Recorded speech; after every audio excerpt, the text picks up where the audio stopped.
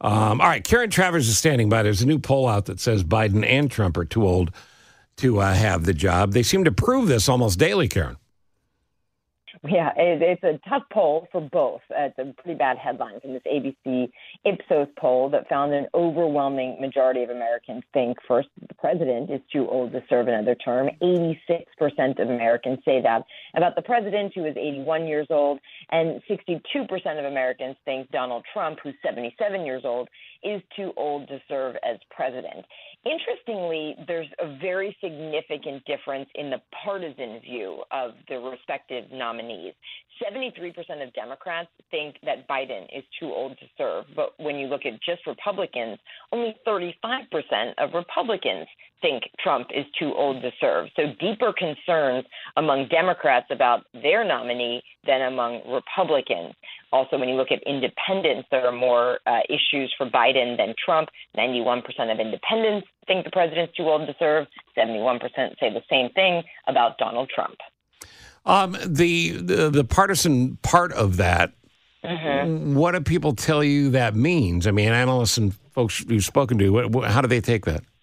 Yeah, it's the campaign when you talk to people and they'll say, look, this is another poll, that this is not telling them anything new, that Joe Biden is old and he gets older every day. He was old when he ran for president 4 years ago, and that this doesn't surprise them. And, how they're going to handle it, though, is to try and put him out there to try and show that over the last 3 years, he has kept a robust schedule and has accomplished a lot. That's the key part of it for them. They're going to really lean into he has done a lot for you, and he wouldn't be able to do all of that if he wasn't able to do the job.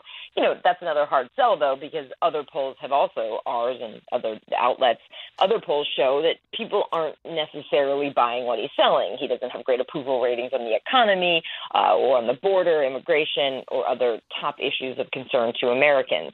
So when it boils down is that they're going to also have to make this election not a referendum on Joe Biden, not just a do you love Joe Biden, vote yes or no, but a choice between Donald Trump and Joe Biden. And that's where the Biden campaign, you're going to start seeing this, is going to just start ramping up their criticism, saying, look at the things he's saying, what you just mentioned, the NATO comments from the former president over the weekend. The president put out a statement calling those appalling and dangerous. And they're going to really start going harder on things like that. There is a very strong belief on Team Biden that for the last 3 years, Americans haven't been paying attention to Donald Trump, and that now, as they start to pay more attention to him because he is the likely almost, their nominee, they're not going to like what they're hearing. Karen, have these concerns increased? Because we've heard this for a while, but has it really just become a major issue now? And have these concerns increased in recent days because of what you just mentioned, the Biden press conference, and then, Trump a few weeks back, referring to Nancy Pelosi as Nikki Haley? Yeah, I think there is a bit of an increase because people are paying more attention. This was notable to see this poll and compare it to one from September, because concerns have increased about both of their ages since just in September. We had a poll back then with the Washington Post that found that 74% of Americans thought the president was too old to serve as president. 49% said the same about Trump. So that difference from 74 to 86 for Biden and 49 to 62 for Trump, something significant has changed since September for Americans. And whether that's they're tuning in, they're just seeing more of them, or just general they've aged in 5 months. I don't know. I don't know how much significantly they could have aged, but Americans are more focused on this, perhaps. And as you mentioned, the president had that press conference the other night. This does come on the heels of that special counsel report, which noted the president's memory and recollection of issues. The campaign, the White House, Vice President Harris last week, have slammed that as politically motivated. They are very angry that those details and were written that way and included in the report. Is anybody talking about the fact that now it seems that if you do a special counsel report of any kind that I disagree with, it's automatically politically motivated? In an era of trashing institutions and things we're supposed to have faith in, regardless of how you might feel about hers chosen language. It seemed like an odd comment from the vice president, but it's been followed up by others, right?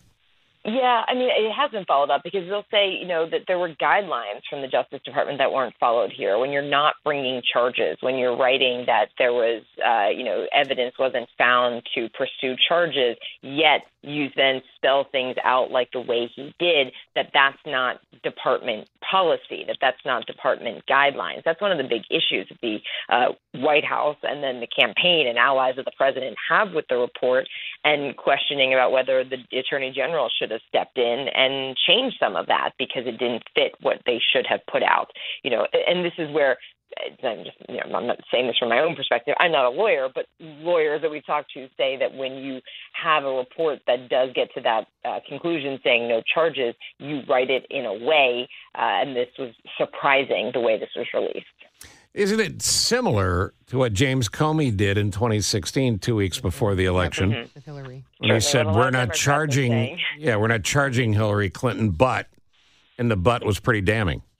Yeah, that is absolutely what a lot of Democrats are saying. The White House isn't saying that explicitly, but, as I say, the vice president's comments were very strong on Friday, saying it was politically motivated, inaccurate, some of the details in that report. And she doesn't usually go that far and say things like that. But she took a question about this on Friday at the White House. Clearly, she was pretty upset about the way, and she's a former prosecutor herself, of course. Karen Travers, ABC News. One last thing before you go. I would argue that Trump didn't win in 2016. Hillary lost. Whether the hatred for Hillary was rational or irrational, you all can decide. She was clearly qualified. She ran a terrible campaign. The negative vote feels like it won. 2020, did you vote for Biden or did you vote against Trump? That felt like a vote against Trump. So it feels like it comes down to that again in a rematch. And the incumbent usually gets some of that. Well, anybody but this incumbent. Mm-hmm. Are people talking about that?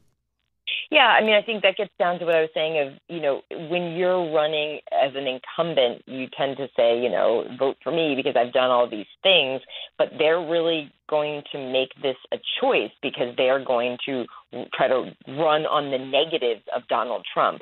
They also feel they have such a known quantity in their opponent because they've run against him before.